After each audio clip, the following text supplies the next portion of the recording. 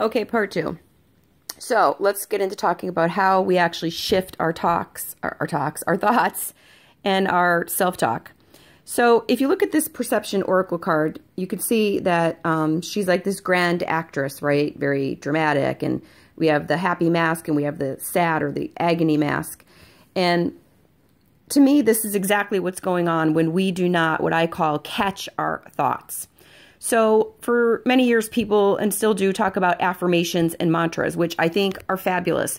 But the truth is, you can't just get up every day and make a list of affirmations about your weight and say them every morning with no feeling behind them, with no shift of energy in your system as you're saying them. Sorry, I'm trying to get a good angle here. Okay.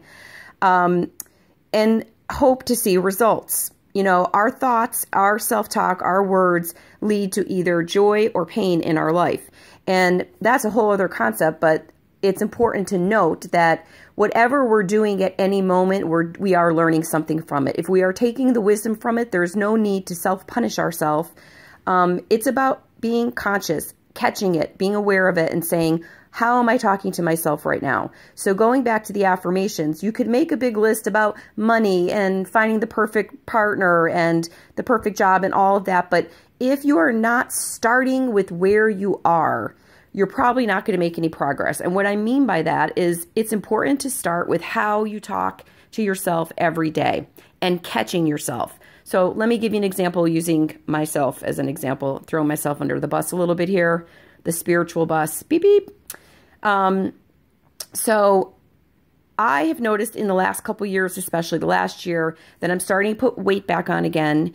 And of course, I immediately went to that idea of, oh my gosh, I've done this so many times before, lost this 15 or 20 pounds just to gain it back in a year or two.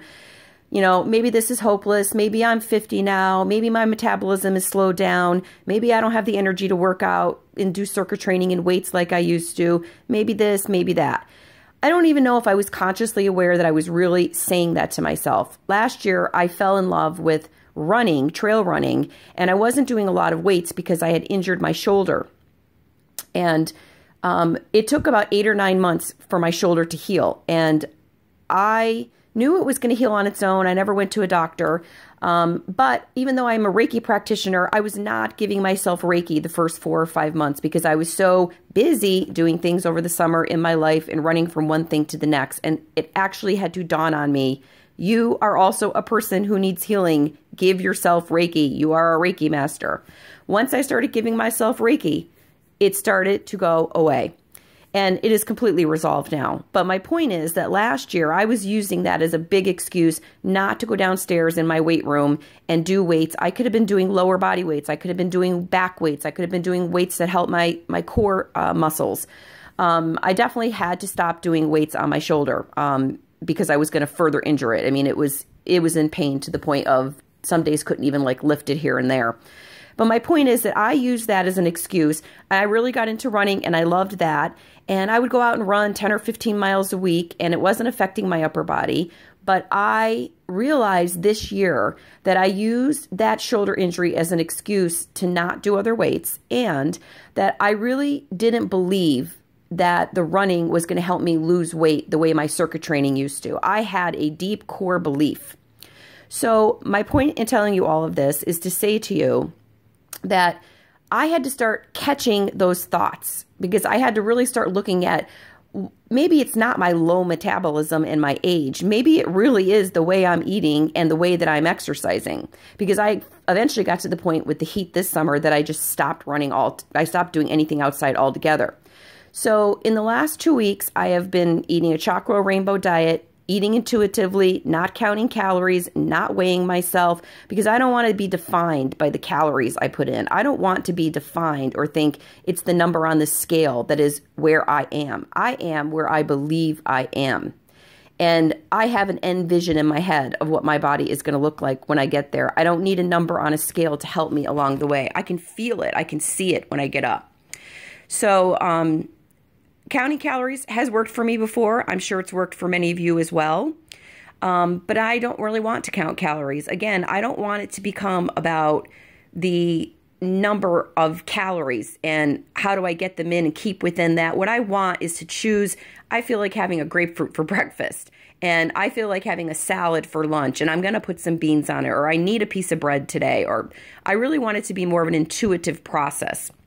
So I've had to catch the thoughts of where I am at before I can start to, I have to create them as I go along, is my point. To say to myself, I'm too tired to go out for a run today. What if I say, well, I am tired, I can't ignore that, but it doesn't mean that I can't run today. And I still go out and I run part of it and I walk part of it.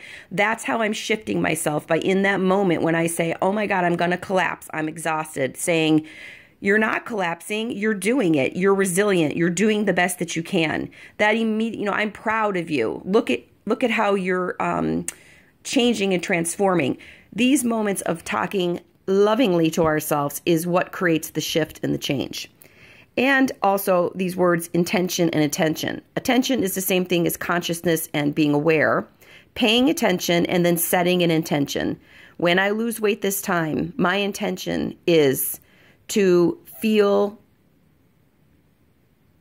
that I don't have to tell myself it's going to take 3 or 4 months to lose this weight, or that I have a slow metabolism, or I have to eat a certain kind of diet to lose weight, or I have to exhaust myself, or I must join a gym. All of these old thoughts that maybe if they don't energetically feel aligned, then don't do them. Find a way to exercise that feels good, and believe that you can lose weight by walking alone. Believe that you can lose weight by having a piece of bread here and there, or, believe that it's not cheating to have a piece of pie when you're at a family dinner, just that you are giving yourself some pleasure in the moment. And it's not something that's going to wreak havoc on your whole eating plan. So that's one example. Of course, you can also think about a job. Let's take a job, because a lot of people are not happy in their job. Someone just said to me recently, I just have to get through this day. And that's a phrase that is used by this person a lot. I got to get through this day. So imagine what that thought, when it is continuous and unconscious, or you're saying it out loud, but you're not even paying attention to it. Imagine how much power it has, over you. But when you stop and you see it and you say, wait a minute, I'm not getting through this day. I am in transition. I am keeping this job while I need to keep this job. I'm learning from this job the wisdom that I can about who I am, what I like in a work environment, what kind of coworkers I want to surround myself by, what it is that I want to give in a job environment. And I am a badass, person who has the resilience and the strength and the fortitude to get through this situation until I can make a shift and transition into something that is more for my higher good. So again, another example, when I was doing my Reiki training, when we all came in after our first weekend of practicing our skills, some of us had a lot of things that were coming through and gifts that were opening up. And there was one woman in the class who felt that, she said, nothing's happening for me. I clearly, I feel I'm sending the Reiki and I enjoy it and it's soothing, but I'm not seeing visions. I'm not hearing things. I'm not getting messages for people. I don't have spirits coming through. I don't hear my spirit guide. And one of the things that I intuitively felt the need to say to her, even as a co-learner in the class, was listen to what you're saying to yourself. You would not be here learning Reiki if you were not drawn to this for a purpose. You do have gifts. You have to let them unfold, and you have to stop yourself when you are saying those things and say the opposite and feel the shift in your energy. It's not just about saying it and forcing it and or waiting for it to come. It's not about any of those things. It's about saying it, shifting it, feeling how it feels when you do shift it, and then sitting with that for a while. So I'm running out of time. I hope that those were examples for you of how to catch your thoughts and your self-talk and then shift them. If you have any other questions, put them on the comments below. I would love comments to know what you think about all this. And I do oracle card readings and also distance Reiki energy sessions. And the cards that I create are for sale in my Etsy shop. All the links are in my bio. Yeah. And have a beautiful day. Blessings.